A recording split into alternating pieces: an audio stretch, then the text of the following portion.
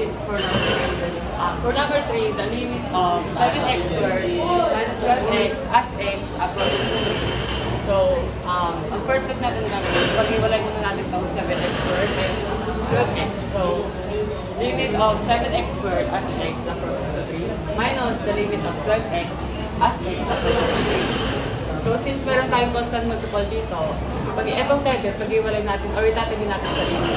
So, 7 limit of x squared as x approaches to 3 minus the limit of x as x approaches to 3.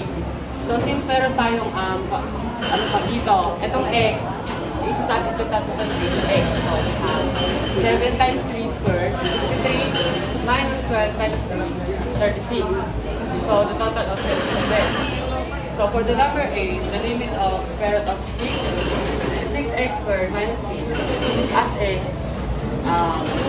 approaches to negative 5, total of square root of 6x squared minus 6